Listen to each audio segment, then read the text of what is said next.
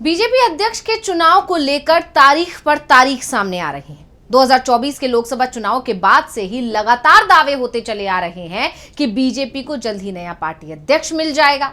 JP Nadda को cabinet में शामिल कर पीएम मोदी ने यह संकेत भी दे दिए कि नड्डा को दूसरा कार्यकाल अब नहीं मिलेगा। वैसे पीएम को इस बात का भी एहसास था कि अगर वो चाहेंगे तो भी नड्डा को दूसरा कार्यकाल नहीं मिल पाएगा, क्योंकि नड्डा को लेकर आरएसएस के अंदर अभी भी गुस्सा दिखाई दे रहा है। पीएम मोदी और गृह मंत्री अमित शाह की तरफ से कोशिश तो हुई कि नड्डा की कुर्सी सलामत रहे, और इसी के चलते बीजेपी अध्यक्ष के चुनाव की तारीख लगातार बदलती रही, आगे बढ़ती रही। नड्डा का कार्यकाल का एक्सटेंशन मिलता रहा। नए अध्यक्ष के चुनाव के लिए जो डेडलाइन तय की गई वो कई बार निकल गई, और अब एक और डेडलाइन सामने आ गई है। बीजेपी को नया अध्यक्ष इसी महीने यानी कि अप्रैल में मिल जाएगा, और जिस नाम की चर्चा अचानक शुरू हो गई है उस नाम ने एक बार फिर से मोदी और शाह की नींद उड़ा दी है, और चर्चा शुरू हुई है पीएम मोदी के आरएसएस मुख्यालय नागपुर जाने के बाद। तो कैसे संघ प्रमुख से पीएम मोदी की मुलाकात के बाद से ही बीजेपी में बढ़ गई है हलचल, और कैसे बैकफुट पर दिखाई दे रहे हैं पीएम मोदी और अमित शाह, आज हम इसी सब को लेकर अपनी स्पेशल रिपोर्ट में करेंगे बात। नमस्कार, मैं हूं अंशिता। 30 मार्च को पीएम मोदी नागपुर पहुंचे थे और वो आरएसएस मुख्यालय केशव कुंज भी गए, और इस बात की चर्चा जोरों से हुई क्योंकि पीएम बनने के बाद पहली बार पीएम मोदी आरएसएस के मुख्यालय गए थे, जहां संघ प्रमुख मोहन भागवत से उनकी चर्चा हुई। ये चर्चा बीजेपी अध्यक्ष को लेकर हुई। संघ की तरफ से पहले ही बीजेपी को मैसेज दे दिया गया है कि अब चुनाव को ज्यादा समय तक नहीं टाला जाए, और अब ये खबर भी सामने आ रही है कि भागवत ने पीएम मोदी को वो नाम भी बता दिया है जिसे बीजेपी की कमान सौंपी जानी है। यानी आरएसएस ने अपनी तरफ से तय कर लिया है कि वो किसे बीजेपी का अध्यक्ष बनते हुए देखना चाहता है, और पीएम मोदी के महाराष्ट्र दौरे पर इसकी झलक भी दिखाई दी। यानी आरएसएस ने जो फैसला लिया वो बता दिया गया है, जिसके बाद दो बात साफ हो गई हैं। पहली, अब जेपी नड्डा के बीजेपी अध्यक्ष पद से छुट्टी तय हो गई है, और दूसरी, बीजेपी को इसी महीने नया पार्टी अध्यक्ष भी मिल जाएगा। नए अध्यक्ष का नाम 18 अप्रैल को सामने आ जाएगा, और 18 अप्रैल को बीजेपी की राष्ट्रीय कार्यकारिणी परिषद की बैठक बेंगलुरु में रखी गई है। इस बैठक में पार्टी के नए अध्यक्ष का ऐलान हो सकता है। अगर कुछ देरी होती है फिर भी अप्रैल महीने में ही जेपी नड्डा के उत्तराधिकारी का ऐलान हो जाएगा। यानी अप्रैल तक की डेडलाइन आरएसएस की तरफ से बीजेपी को दी गई है। दरअसल बीजेपी अध्यक्ष का चुनाव बजट सत्र के चलते टला हुआ था। अब संसद का बजट सत्र खत्म हो चुका है। ऐसे में बीजेपी के संगठनात्मक चुनावों में तेजी की उम्मीद है। आरएसएस की तरफ से जो खबर सामने आ रही है उसमें कहा जा रहा है कि अध्यक्ष पद के चुनाव में पीएम मोदी और शाह से भी बड़ी भूमिका अब केंद्रीय मंत्री नितिन गडकरी की होने वाली है। मोहन भागवत की तरफ से पीएम मोदी के सामने नितिन गडकरी का नाम रखा गया है, और यह भी साफ कर दिया गया है कि बीजेपी हाईकमान को गडकरी के नाम पर सहमति बनानी होगी।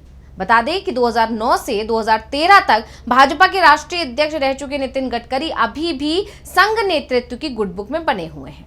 वो 2014 के लोकसभा चुनाव में पीएम पद के भी दावेदार माने जा रहे थे, लेकिन आखिरी समय पर नरेंद्र मोदी ने बाजी मार ली थी और गडकरी के हाथ सिर्फ मंत्री पद ही आया। लेकिन अब गडकरी फिर से बीजेपी के अंदर ताकतवर बनते दिखाई दे रहे हैं। तो प्रधानमंत्री नरेंद्र मोदी जब नागपुर दौरे पर पहुंचे थे तो गडकरी उनके साथ हर कार्यक्रम में मौजूद रहे। यहां तक कि संघ नेताओं के साथ हुई मुलाकात के समय भी पीएम मोदी के साथ गडकरी दिखाई दिए थे, और इससे पहले बेंगलुरु में आरएसएस की वार्षिक बैठक में भी संघ की तरफ से बीजेपी अध्यक्ष जेपी नड्डा को गडकरी के नाम पर सहमति बनाने का निर्देश दिया गया था। गडकरी का नाम सामने आने के बाद से ही बीजेपी के अंदर हलचल सी मच गई है, और उसके पीछे कई कारण बताए जा रहे हैं। बात अब गडकरी के पीएम मोदी और गृह मंत्री अमित शाह से रिश्ते की कर लेते हैं, क्योंकि इस पर हमेशा सवाल उठते रहे हैं, और इसीलिए जब गडकरी का नाम सामने आया तो बीजेपी आलाकमान की नींद उड़ गई है। नितिन गडकरी जब बीजेपी के अध्यक्ष बने थे और उन्होंने अध्यक्ष पद का कार्यभार संभाला था तो बीजेपी शासित सभी राज्यों के सीएम कार्यक्रम में शामिल हुए थे। सिर्फ गुजरात के सीएम जो उस समय नरेंद्र मोदी थे, उन्होंने कार्यक्रम से दूरी बनाई थी। इसके अलावा 2012 में जब यूपी में विधानसभा चुनाव हुए तो नितिन गडकरी ने संजय जोशी को यूपी बीजेपी का प्रभारी बना दिया था, जिससे गुजरात के सीएम नरेंद्र मोदी बेहद नाराज हो गए थे। उन्होंने धमकी दी थी कि संजय जोशी को नहीं हटाया तो वो चुनाव प्रचार के लिए नहीं आएंगे। पर गडकरी ने नरेंद्र मोदी की नहीं सुनी। 2012 के यूपी विधानसभा चुनाव में नरेंद्र मोदी ने बीजेपी के लिए प्रचार नहीं किया और इस चुनाव में बीजेपी की यूपी में सबसे बुरी हार हुई थी अब तक की। और इसके बाद संजय जोशी की यूपी के साथ बीजेपी से भी विदाई हो गई। अब बात करते हैं गडकरी और अमित शाह के रिश्तों की। तो अमित शाह को गुजरात की कोर्ट ने अक्टूबर 2010 से 2012 यानी 2 साल के लिए तड़ी पार कर दिया था। इस दौरान शाह ने दिल्ली को ठिकाना बनाया। अमित शाह उस समय पार्टी अध्यक्ष नितिन गडकरी से मिलने के लिए जब भी जाते थे तो गडकरी उन्हें घंटों बाहर इंतजार करवाते थे। यह कहा जाता है कि उस समय शाह के बुरे दिन चल रहे थे तो गडकरी महाराष्ट्र से उठकर अचानक पार्टी के राष्ट्रीय अध्यक्ष बन गए थे। लेकिन जल्दी ही मोदी और शाह को गडकरी से बदला लेने का मौका मिल गया। 2014 में महाराष्ट्र विधानसभा चुनाव के नतीजों के बाद यह तय हो गया कि सीएम अब बीजेपी का बनेगा। गडकरी महाराष्ट्र के सीएम बनने की इच्छा जता रहे थे, लेकिन मोदी और शाह ने गडकरी का रास्ता रोक दिया और उनकी जगह देवेंद्र फडणवीस को सीएम बनवा दिया। गडकरी के लिए चिंता की बात यह नहीं थी कि उन्हें सीएम पद नहीं मिला, बल्कि चिंता इस बात को लेकर थी कि जिस जिले नागपुर से वो आते हैं उसी जिले के विधायक को सीएम पद दिया गया था। यानी मोदी और शाह ने गडकरी की जमीन खिसकाने की कोशिश की थी और गडकरी को दूसरा झटका 2 साल पहले लगा। 17 अगस्त 2022 को जेपी नड्डा ने बीजेपी संसदीय बोर्ड का पुनर्गठन किया। बीजेपी में पार्टी का संसदीय बोर्ड सबसे ताकतवर संस्था होती है। गडकरी इसके सदस्य हुआ करते थे, लेकिन जेपी नड्डा ने गडकरी को संसदीय बोर्ड से बाहर का रास्ता दिखाकर उनकी जगह देवेंद्र फडणवीस को इसमें शामिल कर दिया। इसे गडकरी के सियासी जीवन में सबसे बड़ा झटका माना गया, क्योंकि बीजेपी के अंदर यह नियम चला आ रहा था कि जो भी पूर्व अध्यक्ष सक्रिय राजनीति में है वो बीजेपी संसदीय बोर्ड का हिस्सा होता है, लेकिन गडकरी को वो जगह भी बीजेपी के अंदर नहीं दी गई। और अब ये कहा जा रहा है कि गडकरी तभी से मौके का इंतजार कर रहे हैं।